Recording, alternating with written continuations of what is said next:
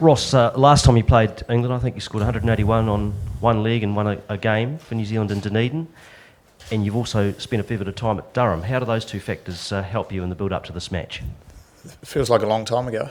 And Durham was about 9 years ago. But no, I have fond memories, lovely people up here.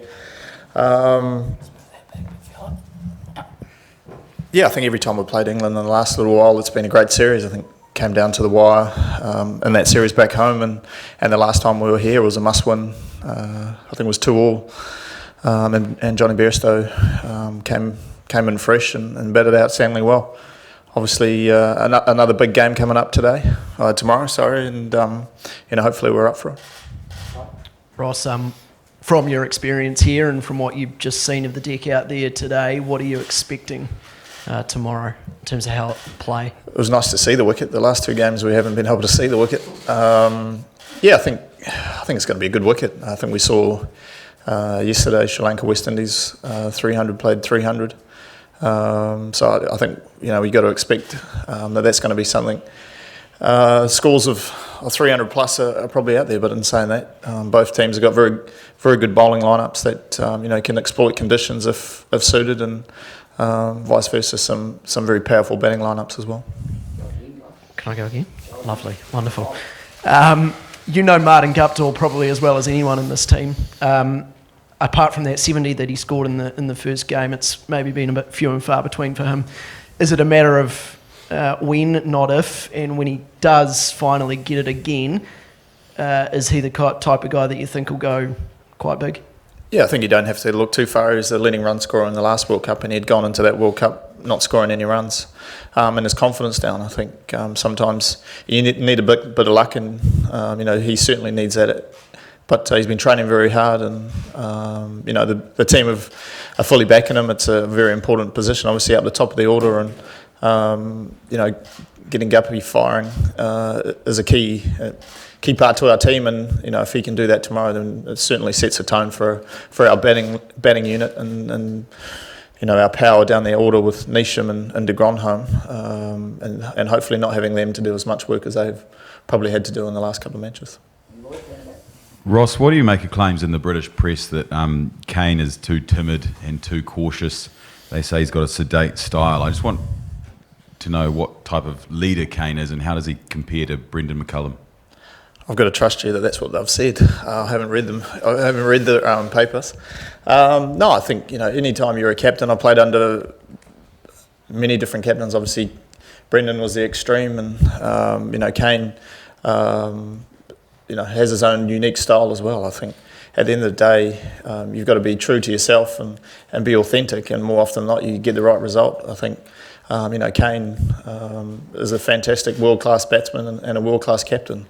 You don't have to look far. The last couple of matches, there's some pundits out there saying that he was a great captain. We lose a couple of games and he's a bad captain. He's still a great captain, leads from the front, and the team respect him, and love playing under him, and would love as a team to take a little bit of pressure off him and score some runs, and not let him do everything. But in terms of Kane, he's a great captain to play under, and looking forward to him hopefully continuing that good toss record that he's had over the last little while as well. We'll go to the British press. John? Ross, New Zealand obviously racked up plenty of points in those early games, but you've had 2 defeats back to back. Are you concerned you've just gone off the boil a bit? No, I think there were some close matches up the front there as well, and we're happy to get on the right result. I think the game was a little bit closer against Australia than it probably looked. I think we had them under pressure at the start there, and we probably it was quite a tough wicket at Lords, but we definitely haven't got the momentum that we would have liked in the last couple of games. But tomorrow's a different story against different opposition. We know we've played England a lot over the last little while, and looking forward to hopefully different conditions than the last 2 matches that we've had to play. How are you regarding tomorrow's game? I mean, mathematically you're pretty much secure for a semi-final place, but are you still regarding it as a kind of must-win game? Yeah, definitely. I think every time you play, you want to win and go out there and put your best foot forward, I guess. And momentum is a big part of cricket. it's not the be all and end all, but we're definitely going out there to win tomorrow, and hopefully we can, whatever we do first, that we can do well. Ross, would you play East Sodi tomorrow, having seen that pitch? Oh, that's a tough question. Yeah, I think we'll just have to wait and see the balance of our side, what we think is needed. I think the wind, if it's as windy as it is today, then playing two spinners is definitely an option. Cool. And the mic just to the back there, Andrew. I'll go to the front. Yeah. Pass to Andrew. Yeah. Go. Ross, what's Lockie Ferguson like to... I'm just here. Oh, sorry, mate. That's all right. What's Lockie Ferguson like to face in the nets, or do you try and avoid him? And is he the kind of bowler that will kind of look at his opposite numbers, say Jofra Archer and Mark Wood, and will he try and compare pace and that sort of thing? Does he get into that kind of battle, or is it just going to be just wants to knock the batsman's head off? No, I don't think he would look towards the opposition too much. Definitely, obviously, our fastest bowler on our side, and you don't go on the front foot too often, and you don't smack him over his head because the next ball's going to be at your head. So you just smile at him and say, well bowled, and just keep pumping his tyres up, and they sort of just come around here. So it's just when you look over at Guptill and he's smacked him over his head, and then the next ball's zinging around. So no, he's been a great addition to the team and had a fantastic World Cup, and over here getting those wickets in the middle stages are very important, and he's been able to do that. Got some key wickets in the last match. He didn't bowl today in the net, so that was good, enjoyable. Yeah. Ross, you mentioned Brendan was an extreme and Kane was a bit different. Could you just elaborate on those differences as captain?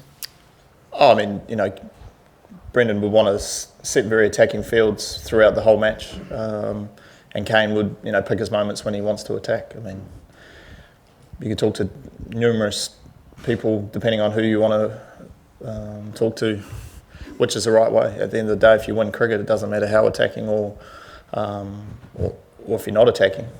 Winning the game of cricket at the end of the day is our main objective, and however you do that. Are you guys aware of how much England were influenced by the New Zealand side at the last World Cup, and do you have any thoughts about how they've changed since then?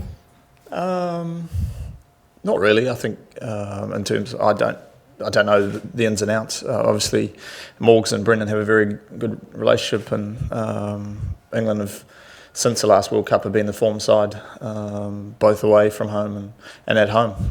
They play an attractive brand of cricket, and they trust their batting lineup and bowling lineup to come in. I think Archer has added a different dimension and balance to their side.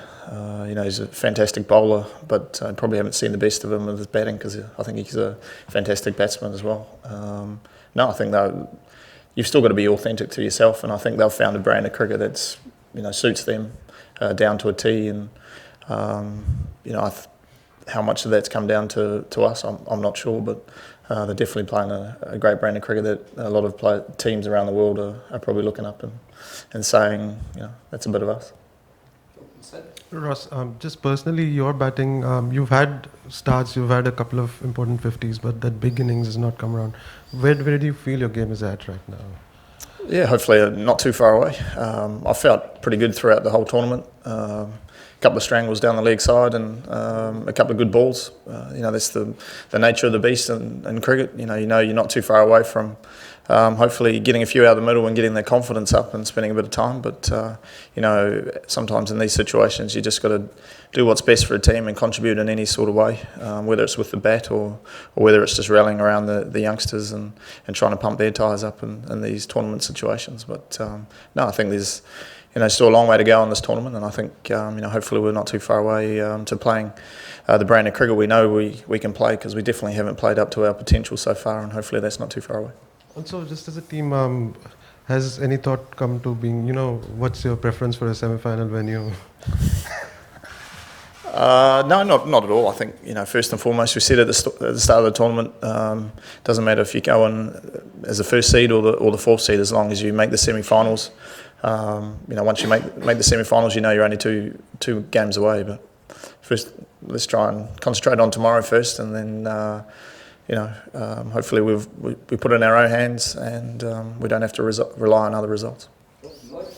As you probably know, Brendan McCullum's been a commentator in the last few games, and he's regularly calling on the team to be more aggressive. What do you make of those claims? Does the team need to be more aggressive? And what do you make of England after they've beaten India? Have they become, I guess, complacent or overconfident? I'll answer that first one, then you can. I've lost the last question. Brendan, I played with Brendan for 20 odd years. As a youngster, he's going to be aggressive regardless of the situation. It's just who he is, and whether it's gambling on the bus or commentating, he'll be aggressive. It's fantastic to listen to and watch, but as I said, you just got to play what's in front of you, and we'll just have to wait and see. And you can ask that other question. It was about England beating India. Yeah, do you think England's become overconfident or complacent since they had that win over India?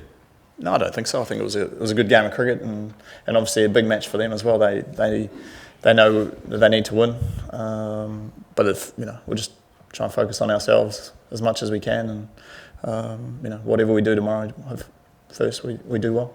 Cool. Nice one, bro. Just back to that question about whether tomorrow's must win.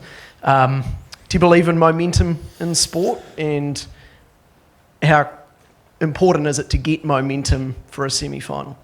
I think you just need to look back at a few of my comments over the last 3 or 4 years. I always say that word momentum in my speeches. Yeah, I think it does play a big part, regardless of what it is. But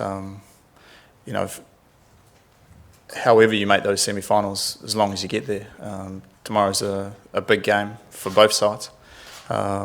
Momentum going into that semi-finals for whoever makes it is big, but still doesn't mean that if you do lose, you can't come hard and win those last 2 games.